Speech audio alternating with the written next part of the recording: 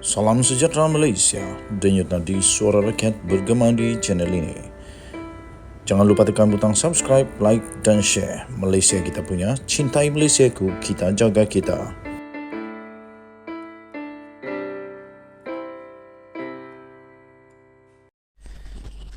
Salam sejahtera Malaysia, denyut nadi suara rakyat bergema di channel ini. Tuan-tuan dan puan-puan yang dihormati sekalian, pastinya ramai yang ingin tahu siapa sebenarnya dalang-dalang, jerung-jerung jahat, penjahat-penjahat, penjenayah-penjenayah yang sakau duit rakyat di Malaysia. Terutama di dalam kes Jana Wibawa ini sekarang, siapa sebenarnya dalang jahat ini? Siapa sebenarnya yang bertanggungjawab menyusahkan kerajaan dulu dan kerajaan sekarang, menyusahkan SPRM untuk menyiasat. Tetapi itu kan amanah tugas SPRM. Jadi tahniahlah kepada SPRM yang sentiasa bekerja membantu, membenteras, memastikan rasuah tiada lagi di Malaysia. Selaras dengan titah daripada Seri Paduka Baginda yang di-Pertuan Agong. Disahkan tuan-tuan dan puan-puan, seorang dalang yang mungkin adalah jerung di dalam Jana Wibawa, pengarah syarikat didakwa kerana 12.8 juta ringgit Malaysia rasuah. Di Johor Bahru, seorang ahli perniagaan didakwa di Mahkamah Session di atas 9 pertuduhan. 9 pertuduhan yang telah meminta dan menerima rasuah berjumlah 12.8 juta berkaitan dengan projek Jana Wibawa antara Julai 2021 sehingga Oktober 2022. Yang menghairankan saya, tuan-tuan dan puan-puan, Jana Wibawa ini seperti yang kita tahu, Jana Wibawa ini dihaskan untuk membantu syarikat-syarikat kontraktor Bumiputra yang terkesan akibat pandemik COVID-19. Tetapi apa yang berlaku, yang menghairankan ialah yang tertuduh ini bukan seorang Bumiputra, kecuali nama dia memang nama Cina, tetapi Bumiputra. Kerana yang tertuduh itu adalah Datuk Teo Wee Cheng. Namanya Cina pula, mungkin Bumiputra Cina. Teo Wee Cheng, 65 tahun, mengaku walaupun begitu mengaku tidak bersalah selepas kesemua pertuduhan itu dibacakan dalam bahasa Mandarin di hadapan Hakim Datuk Ahmad Kamal Arifin Ismail. Wee Cheng yang juga adalah pengarah bagi SSH Furniture Sdn Bhd telah didakwa atas 2 pertuduhan meminta wang suapan 3.9 juta ringgit Malaysia dan juga 7.4 juta ringgit Malaysia yang adalah juga 10% daripada harga kontrak membabitkan program Jana Wibawa yang bernilai 39.7 juta dan 74 juta. Bayangkan kerana rasuah ini tuan-tuan dan puan-puan, belum buat kerja, baru mulut air liur yang tak guna, baru tai hidung saja sudah pun terpaksa bayar rasuah 3.9 juta dan 7.4 juta. Belum buat kerja tahu. Bayangkan betapa buruknya spesifikasi yang terjadi dengan kerja tersebut.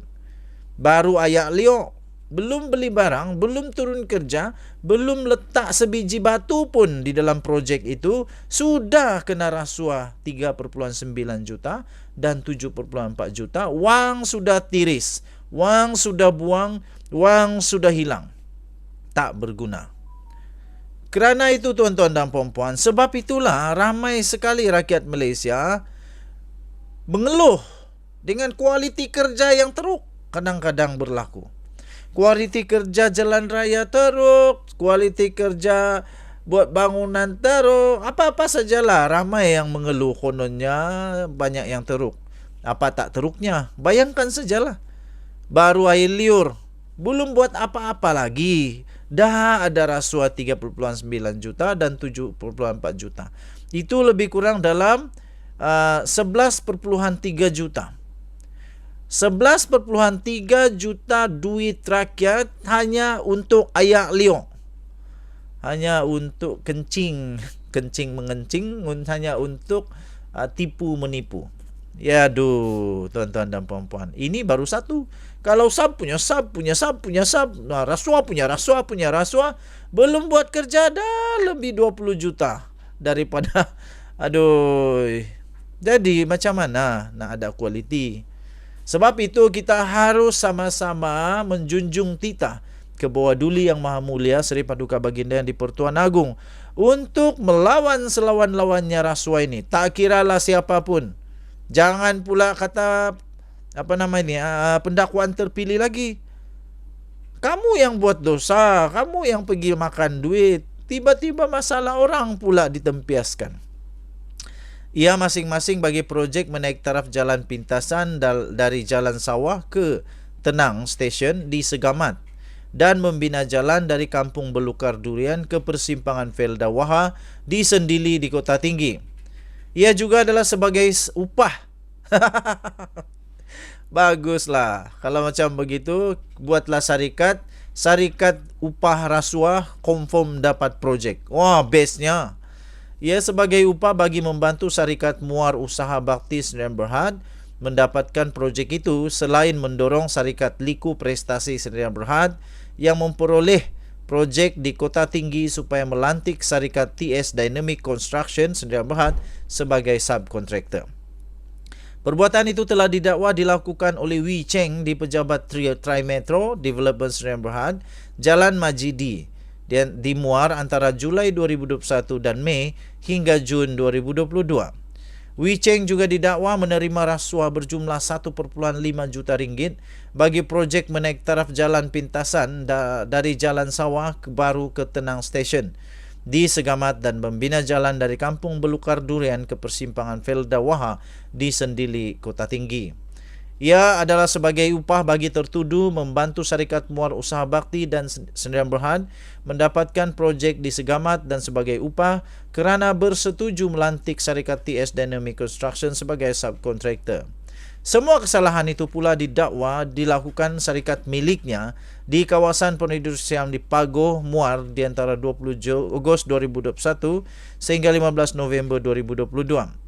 Kesemua pertuduhan itu dilakukan mengikut Seksyen 16A A Akta Suruhanjaya Pencegahan Rasuah Malaysia SPRM 2009 yang boleh dihukum di bawah Seksyen 24(1) Akta yang sama.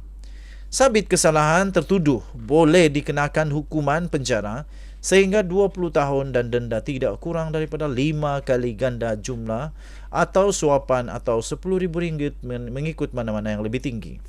Kes pendakwaan dikendalikan Timbalan Pengarah 2 Bahagian Perundangan dan Pendakwaan SPRM Ahmad Akram Gharib sementara tertuduh diwakili Peguam Bela Kainstan. Hakim kemudian membenarkan Wee Cheng diikat jamin sebanyak RM500,000 menerusi wang cagaran dengan seorang penjamin warga tempatan selain pasport juga diserahkan kepada mahkamah sehingga selesai kes itu. Hakim memerintahkan wang cagaran berkenaan diserahkan pada hari ini juga. Mahkamah turut menetapkan 17 Mei depan sebagai sebutan kes dan serahan dokumen. Denyut nadi suara rakyat bergema di channel ini. Jangan lupa tekan butang subscribe, like dan share. Kita jaga kita. Bye-bye.